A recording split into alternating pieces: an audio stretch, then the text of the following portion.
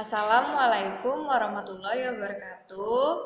Hai anak-anak, apa kabar? Perkenalkan, nama Bunda Aris Pratiwi. Kalian bisa panggil Bunda Aris.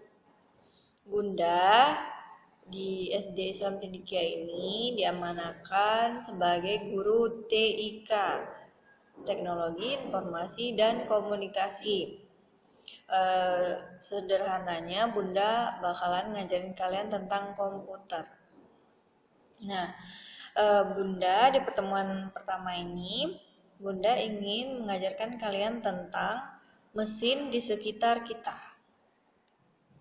Di rumah kalian pasti ada kan mesin seperti kulkas, mungkin ada komputer juga, mesin cuci, blender. Nah, itu merupakan jenis-jenis mesin.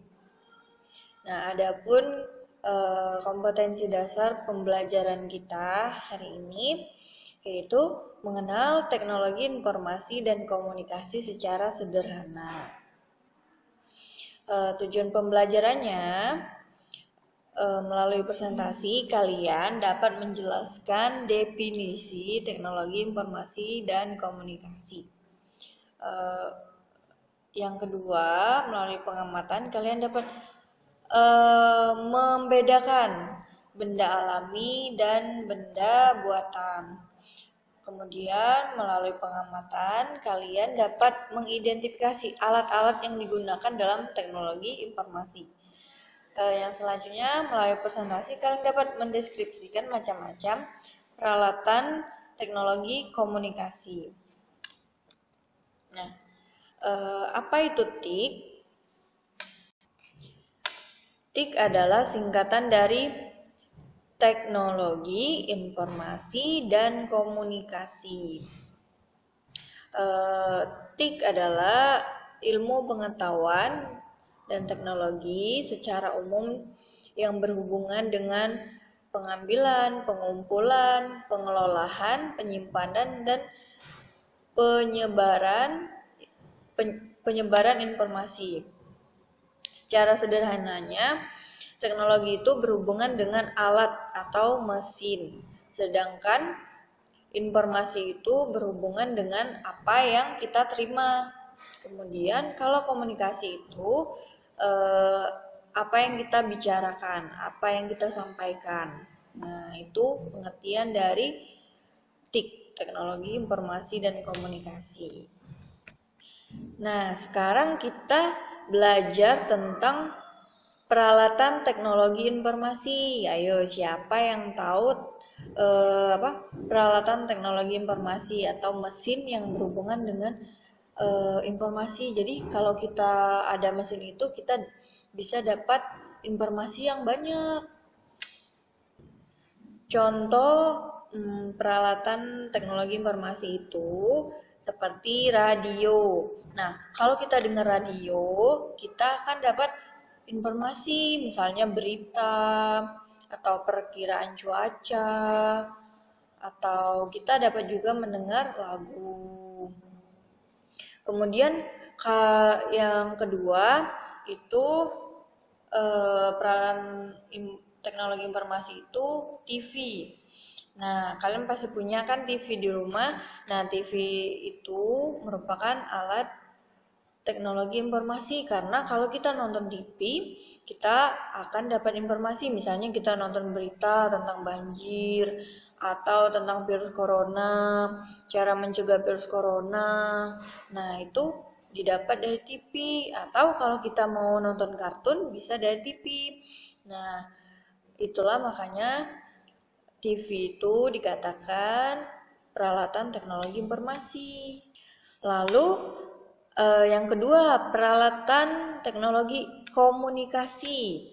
Nah, di awal tadi Bunda sudah menjelaskan apa itu komunikasi. Komunikasi itu interaksi kita atau berbicara. Nah, di sini peralatan komunikasinya Bunda contohin ya, seperti telepon. Nah, mungkin sudah jarang kalian lihat telepon, adanya handphone kan. Telepon itu gambarnya nanti Bunda tunjukin ya. Terus ada lagi handy talkie. Nah, handy talkie ini kalian juga jarang lihatnya karena handy talkie itu digunakan untuk komunikasi jarak dekat. Kalau handy talkie itu terbatas komunikasinya, hanya beberapa saluran gitu.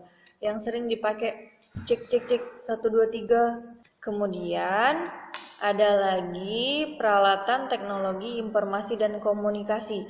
Nah, tadi kan ada peralatan teknologi informasi, ada peralatan teknologi komunikasi. Nah, sekarang ada gabungannya teknologi informasi dan komunikasi. Jadi dua-duanya bisa dia. Contohnya apa? Smartphone atau handphone. Nah, handphone yang Android kayak itu. Nah, itu merupakan peralatan teknologi informasi dan komunikasi. Karena apa? Karena dia kita bisa menerima informasi dan bisa juga berkomunikasi.